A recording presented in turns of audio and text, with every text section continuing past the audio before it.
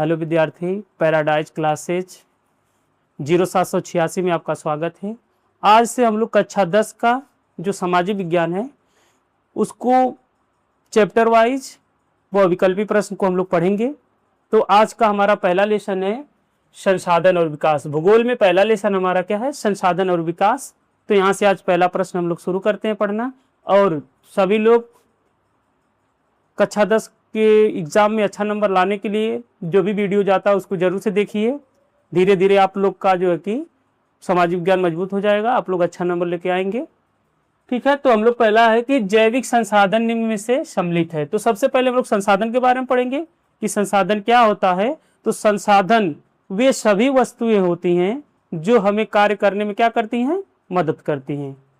संसाधन वे सभी वस्तुएं होती हैं जो हमें कार्य करने में क्या करती हैं? मदद करती है। क्या कहलाता है? संसाधन।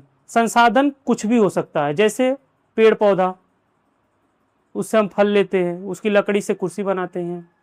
नदी हो गया, उसके जल को हम लोग प्रयोग करते हैं। मनुष्य हो गया, हमारी सहायता करता है।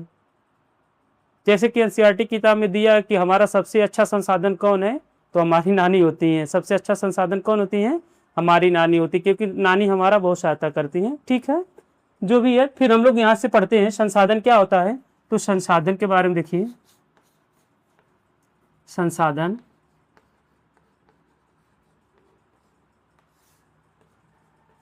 संसाधन वे सभी वस्तुएं होती है जो हमारे कार्य करने में मदद करती हैं। अब संसाधन के प्रकार हम लोग पढ़ेंगे। संसाधन पहला है उत्पत्ति के आधार पर। संसाधन उत्पत्ति के आधार पर।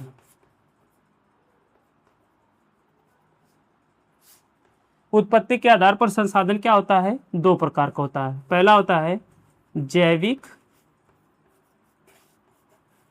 और दूसरा होता है अजैविक। इसके बारे में जानें, जैविक और अजैविक क्या होता है। जैविक उत्पत्ति के आधार पर संसाधन दो प्रकार के होते हैं, जैविक और अजैविक। जैविक संसाधन वे संसाधन होते हैं जो सजीव होता है, जैसे पेड़ पौधे, मनुष्य, पशु।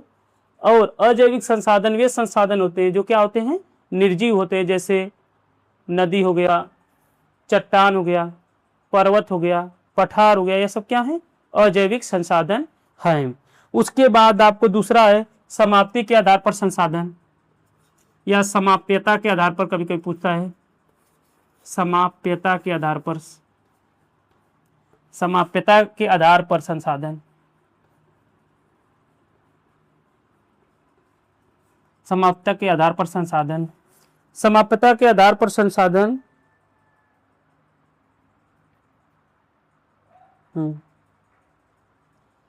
समाप्यता के आधार पर संसाधन दो प्रकार के होते हैं, नवीकरणीय संसाधन और अनवीकरणीय संसाधन।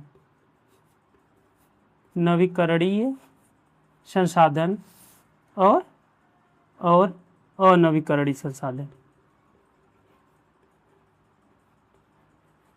अनवीकरणीय संसाधन।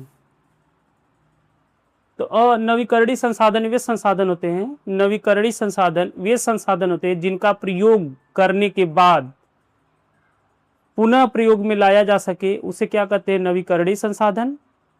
जैसे सौर ऊर्जा, पवन ऊर्जा, ये क्या है? नवीकरणीय संसाधन है। वहीं अगर पूछे अनवीकरणीय संसाधन, अनवीकरणीय संसाधन वे संसाधन होते हैं जो एक बार समाप्त हो जाता है तो उसे दोबारा प्रयोग हम लोग नहीं कर पाते हैं, अगर और उसको बनने में बहुत ज़्यादा समय लगता है। तो अनवीकरणीय संसाधन वे संसाधन होते हैं जिनका एक बार प्रयोग करने के बाद पुनः प्रयोग में नहीं लाया जा सकता। जैसे आपका पेट्रोल हो गया, कोयला हो गया, ये सब क्या है? अनवीकरणीय संसाधन हैं। क्या है? अनवीकरणीय संसाधन है। तो हमारा प्रश्न था कि जैविक संसाधन निम्न में से सम्मिलित है। तो अभी हम लोग पढ़े कि जैविक संसाधन में वो सभी सजीव आते हैं। तो हमारा क्या हो जाएगा? पशु, ये भी सजीव है। वन, पेड़ पौधे क्या है? सजीव होते हैं, तो ये भी सही है। मनुष्य, ये भी है। तो हमारा उत्तर क्या हो जाएगा? डी हो जाएगा, यानी इनमें से सभी। अगला प्रश्न देखें। प्रश्न नंबर 2 है भूमि एक डैश डैश संसाधन है। उसके बाद दिया है प्राकृतिक संसाधन है, मानव निर्मित संसाधन है, दूसरा है कि ऊर्जा, सौर ऊर्जा से निर्मित संसाधन है। उसके बाद दिया है उपरोक्त में से कोई नहीं। भूमि एक डैश डैश संसाधन है, प्राकृतिक संसाधन है, मानव निर्मित संसाधन है, सौर ऊर्जा से निर्मित संसाधन है, और नंबर डी जो दिया है उपरोक्त में से किसी नहीं। तो भूमि क्या है? भूमि को कौन बनाया है? मानव ने बनाया है? सौर से बना है? नहीं। इसका सही उत्तर होने वाला क्या है? प्राकृतिक संसाधन है। तो भूमि क्या है? एक प्राकृतिक संसाधन है। क्वेश्चन नंबर 3, निम्न में से कौन सा अजैविक संसाधन है? प्रश्न नंबर 3 आपका है कि निम्न में से कौन अजैविक संसाधन है? विकल्प दिया है चट्टानें, पशु, पौधे और मछलियां। क्या दिया है? चट्टानें, पशु, पौधे और मछलियां। तो आप देखिएगा, पशु क्या है? पशु सजीव है तो हो नहीं सकता। पौधे भी क्या है? सजीव हैं। मछलियां भी क्या है? सजीव हैं। आपसे पूछा क्या है? अजैविक संसाधन। तो अजैविक संसाधन आपका क्या हो जाएगा? चट्टाने हो जाएंगी। क्या हो जाएगा? अजैविक संसाधन क्या हो जाएगा आपका? चट्टाने हो जाएगा। ठीक है। अगला प्रश्न देखिए, प्रश्न नंबर 4, निम्न में से कौन जैव संसाधन है? निम्न में से कौन जैव संसाधन है? विकल्प दे रखा है, लोहा है, मत्स्य उद्योग है, तांबा है और चट्टाने। क्या है? चट्टाने, तांबा और चट्टाने। तो आपसे पूछ रहा है जैव संसाधन, निम्न में से क्या? जैव संसाधन। तो जैव संसाधन क्या? लोहा क्या सजीव है? नहीं है, ये भी नहीं हो सकता। तांबा, देखिए तांबा भी नहीं हो सकता, तांबा भी नहीं हो सकता। उसके बाद चट्टाने भी नहीं हो सकता। तो इसका उत्तर क्या आ जाएगा? मत्स्य उद्योग हो जाएगा। क्या हो जाएगा? उत्पत्ति के आधार पर संसाधनों का निम्नलिखित में से कौन सा वर्गीकरण सही है? आपको बताना है कि उत्पत्ति के आधार पर संसाधनों में से कौन सा वर्गीकरण सही है। तो विकल्प आपका दिया गया है केवल जैव, दूसरा विकल्प दिया गया है कि केवल अजैव, और तीसरा दिया गया है जैव और अजैव, और इसमें से लास्ट में दिया इनमें से कोई नहीं। तो जब हमने संसाधन शुरू किया तो सबसे पहले ही बताया है कि जो संसाधन होते हैं उत्पत्ति के आधार पर कितने प्रकार के होते हैं? 2 प्रकार के होते हैं, जैव और अजैव। तो इसका उत्तर क्या हो जाएगा? जैव और अजैव। अगला क्वेश्चन देखिए, प्रश्न नंबर 6, निम्नलिखित में से कौन सा परंपरागत संसाधन है? आपसे पूछ रहा है निम्नलिखित में से कौन सा परंपरागत संसाधन है। परंपरागत संसाधन के बारे में जानिए। ऐसा संसाधन जो परंपराओं से, जैसे मान के चलिए हमारी दादी, हमारी मम्मी और आज हम लोग भी प्रयोग कर रहे हैं, उसको क्या कहेंगे? परंपरागत संसाधन। जैसे सौर ऊर्जा से आज हम ऊर्जा प्राप्त कर रहे हैं, लेकिन सौर ऊर्जा क्या परंपरागत ऊर्जा है? नहीं। हमारी दादी सौर ऊर्जा का प्रयोग नहीं करती थी। और आपका दिया ज्वारी ऊर्जा से हम लोग आज ऊर्जा प्राप्त करते हैं, लेकिन क्या है? ये परंपरागत ऊर्जा नहीं है, क्योंकि अभी ये नई टेक्नोलॉजी, अभी हम लोग जल्दी जल्दी से ऊर्जा प्राप्त करना सीखे हैं। तो इसमें जो विकल्प दिया गया, सौर ऊर्जा भी नहीं हो सकता, ज्वारी ऊर्जा नहीं, फिर लेकिन कोयला, देखिए कोयला आज से नहीं, 1853 में जब पहली बार ट्रेन बनाई गई थी तो अभी क्या है? वो कोयले से चल रही थी। तो हमारा इसमें सही उत्तर क्या हो जाएगा? कोयला।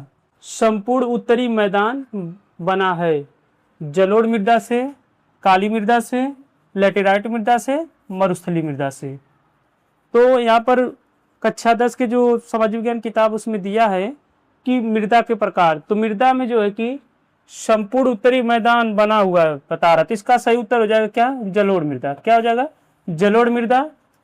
जो जलोढ़ मृदा के बारे में संपूर्ण भारत का, जो संपूर्ण भारत में सबसे अधिक पाए जाने वाली जो मृदा होती है, क्या होती है? जलोढ़ मृदा। जलोढ़ मृदा का निर्माण किससे हुआ है? तो सिंधु नदी और ब्रह्मपुत्र नदी और गंगा नदी के निक्षेपों से हुआ। किससे हुआ है?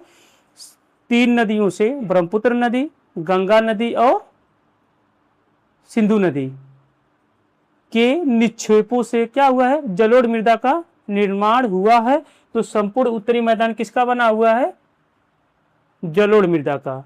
कभी कभी पूछता है कि जलोढ़ मृदा कितने प्रकार की होती है? तो जलोढ़ मृदा 2 प्रकार की होती हैं, खादर और बांगर। कौन कौन? खादर और बांगर। जो नवीन जलोढ़क मृदा होती है उसे खादर मृदा कहते हैं, और जो पुरानी जलोढ़क मृदा होती है उसे क्या कहते हैं? बांगर मृदा कहते हैं। अगला प्रश्न है कि कपास की खेती के लिए निम्न में से कौन सी मृदा उपयुक्त होती है? तो इसका सही उत्तर क्या हो जाएगा? काली मृदा। काली मृदा कपास की खेती के लिए क्या होती है, सबसे उपयुक्त मानी जाती है। तो इसका सही उत्तर क्या हो जाएगा, काली मृदा। काली मृदा के बारे में समझिए। काली मृदा जो है दक्कन के पठार और मालवा के पठार में पाया जाता है। यह मिट्टी के जो कण होते हैं महीन होते हैं। इसमें नमी धारण करने की क्षमता क्या होती है, अधिक होती है। इसमें कम सिंचाई की आवश्यकता होती है। फिर से बता रहे हैं, काली मृदा के जो कण होते हैं महीन होते हैं और इसमें नमी धारण करने की क्षमता क्या होती है, अधिक होती है। और यह मृदा कपास की खेती के लिए क्या होती है, उपयुक्त होती है। तो इस क्लास में बस 8 क्वेश्चन बताया गया है और अगली वीडियो में जो है कि इसके और जो बचे हुए क्वेश्चन उसको बताया जाएगा। आप वीडियो को देखिए और ये भी कमेंट करिए ताकि हमको ये लगे कि वीडियो कैसा लग रहा आप लोग को। जरूर अपना जो कि रिव्यू दीजिए, जो जैसा भी वीडियो लग रहा है।